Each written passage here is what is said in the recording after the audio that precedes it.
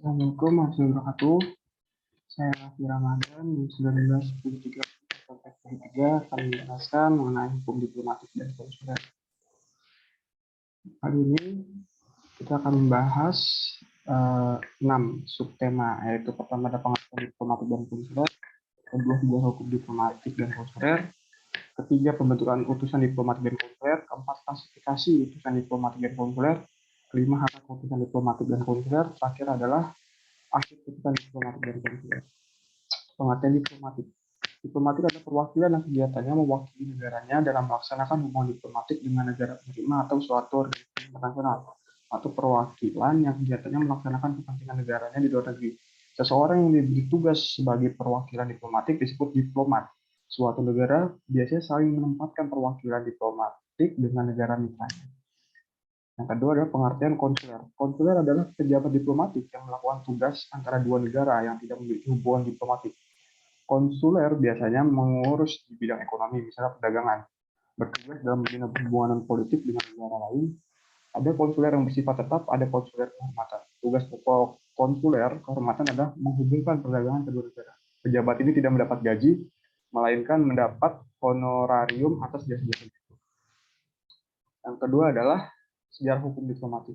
Sejarah telah membuktikan bahwa jauh sebelum bangsa-bangsa di dunia mengenal praktik hukum diplomatik, di zaman kuno mengenal kaedah-kaedah yang mengatur hubungan antar kerajaan, di mana hukum pada saat itu telah mengenal apa yang dinamakan hukum. Sebelum didirikannya Badan Perserikatan Bangsa-Bangsa, perkembangan kodifikasi hukum diplomatik tidak begitu besar. Untuk Kongres Wina 1819, pada anggota diplomatik telah diberikan penggolongan dan beberapa cara sementara yang telah pula dibicarakan. Namun tidak ada suatu usaha untuk merumuskan prinsip-prinsip hukum diplomatik dalam suatu kodifikasi yang dapat diterima secara luas oleh masyarakat internasional.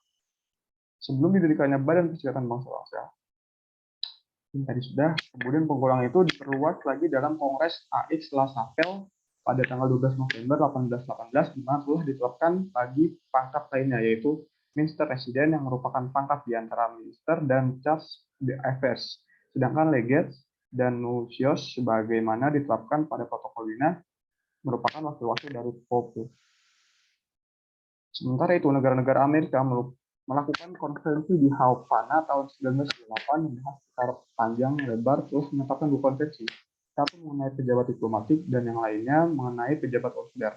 Dua konvensi itu diratifikasi oleh 12 negara Amerika, di mana Amerika Serikat cenderung untuk tidak meratifikasinya dengan alasan bahwa dicantumkannya ketentuan mengenai pemberian suaka diplomatik dianggap tidak tepat dan dapat menimbulkan keberatan.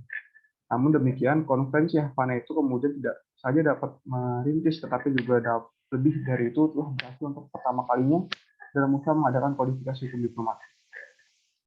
Tata cara hubungan diplomatik. Menurut pasal 2 Konvensi Wina 1941, pembukaan hubungan diplomatik antar negara dan pengadaan misi diplomatik tetapnya dilakukan melalui persetujuan timbal balik. Persetujuan timbal balik untuk membuka hubungan diplomatik ini dapat dilakukan dengan cara membuat perjanjian hubungan diplomatik, mendeklarasikan bersama. Hal ini dilakukan apabila antara kedua kepala negara bertemu baik dalam suatu kunjungan resmi di salah satu negara atau di sela-sela suatu pertemuan resmi di tempat lain. Apabila kedua negara telah sepakat untuk membuka hubungan diplomatik, maka tahap berikutnya adalah satu, pengangkatan. Kepala misi yang akan ditempatkan di negara penerima diusulkan terlebih dahulu oleh negara pengirim untuk mendapatkan persetujuan atau agreement dari negara penerima. Apabila negara penerima menolak memberikan persetujuan orang tersebut, tidak ada kewajiban bagi negara penerima untuk memberikan alasan penolakan. Kedua, memberikan kepala misi diplomatik.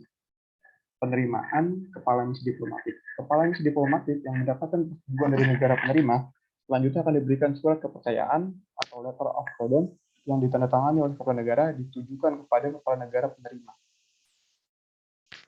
Biasanya seorang kepala misi diplomatik sebelum berangkat menuju posnya di negara penerima akan tinggal dahulu di beberapa negaranya, akan mengadakan pembicaraan dengan kepala negara, menteri luar negeri, dan pejabat-pejabat lainnya di Kementerian Luar Negeri, serta dengan wakil-wakil diplomatik dari negara di mana ia akan ditempatkan.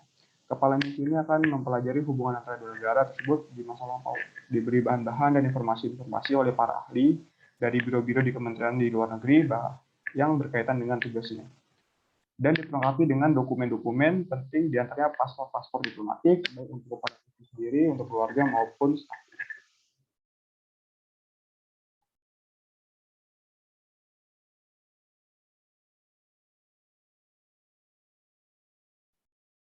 Lalu, Konvensi Wina 1963 pasal 7 mengenai hubungan konsuler menyebutkan bahwa suatu perwakilan konsuler yang berada di suatu negara bertugas untuk menjalankan fungsi-fungsi konsuler. Dibawahnya suatu perwakilan konsuler karena negara pengirim menganggap perlu dibentuknya perwakilan konsuler mengingat kepentingan negaranya dan warga negaranya. Mengenai pembukaan hubungan konsuler, Konvensi Wina 1963 pasal 2 tentang hubungan konsuler menunjukkan sebagai berikut. A. Pembukaan hubungan konsuler di antara negara-negara terjadi dengan persetujuan timbal balik. B. Persetujuan yang diberikan untuk pembukaan hubungan diplomatik di antara dua negara jika tidak ditentukan lain, termasuk persetujuan untuk pembukaan hubungan konsuler. C. Pemutusan hubungan diplomatik tidak dengan sendirinya mencakup pemutusan hubungan konsuler. Menurut pasal 2 ayat 2 Konvensi Wina 1963, persetujuan yang diberikan untuk pembukaan hubungan diplomatik di antara dua negara jika tidak ditentukan lain, termasuk pula persetujuan untuk pembukaan hubungan konsuler. Hari ini berarti bersetujuan pembukaan hubungan diplomatik apabila tidak ditentukan lain merupakan pembukaan hubungan konsuler. Dengan demikian, untuk pembukaan hubungan konsuler tidak diperlukan lagi suatu persetujuan bersama. Di samping itu, di dalam persetujuan tersebut harus disepakati pula mengenai jumlah personil anggota staf diplomatik. Berikutnya adalah klasifikasi diplomat. Satu, klasifikasi menurut Konvensi Wina 1991. Pasal 14 Konvensi Wina tahun 1991 mengatur tentang klasifikasi kepala-kepala diplomatik yang dibedakan menjadi 3 tingkatan atau kelas. Antara lain bisa dibaca sendiri. Kedua, klasifikasi menurut Kongres Wina 1815. Klasifikasi kepala misi diplomatik menurut Kongres Wina tanggal 19 Maret 1815 adalah A. Duta besar serta perwakilan tahta suci Vatikan. B. Duta besar luar biasa dan berkuasa penuh. Dan C. Kuasa usaha. Yang ketiga adalah klasifikasi menurut Kongres Aix-la-Chapelle 1818. Klasifikasi kepala misi diplomatik menurut Kongres Aix-la-Chapelle 1818 adalah Ambassador and Legate or Nuncios. B. Envoys and Minister Plenipotentiary. C.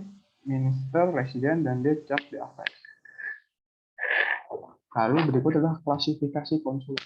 Mengenai klasifikasi kepala-kepala perwakilan konsuler ini, Konvensi Wina 1963 mengatur dalam pasal 9 berdasarkan pasal 9 Konvensi Wina 1963.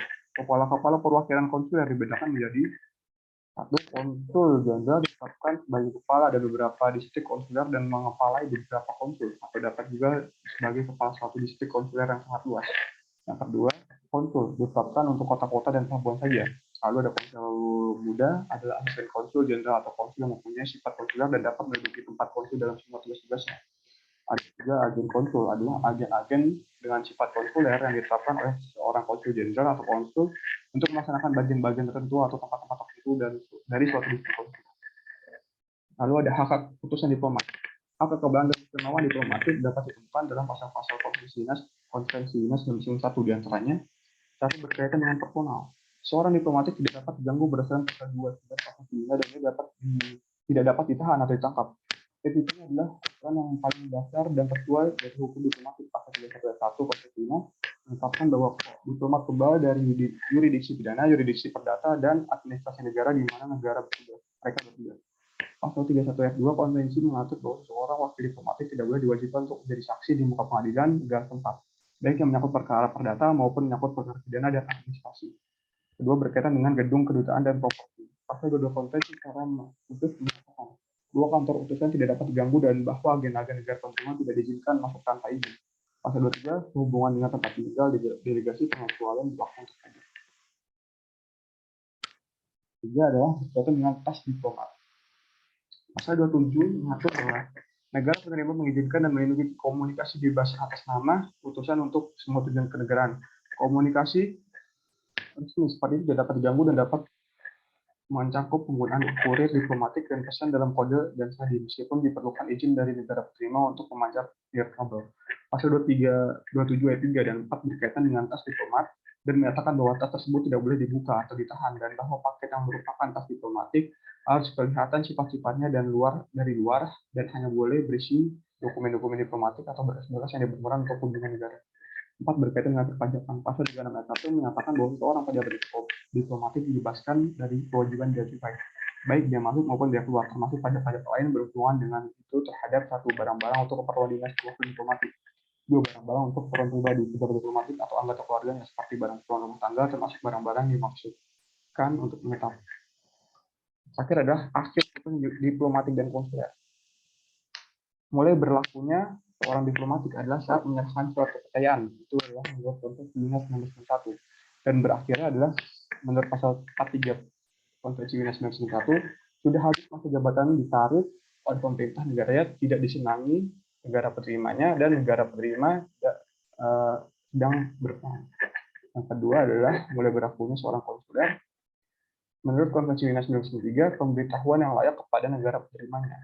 Dan berakhir adalah menurut pasal 23, 24, 25 Konvensi Wiener 1993, fungsi seorang pejabat konsuler telah berakhir penarikan dari negara pengirim pemberitahuan bahwa ia bukan lagi sebagai anggota staf konsuler. Itulah sedikit presentasi dari saya mengenai diplomatik dan konsuler. Wassalamualaikum warahmatullahi wabarakatuh.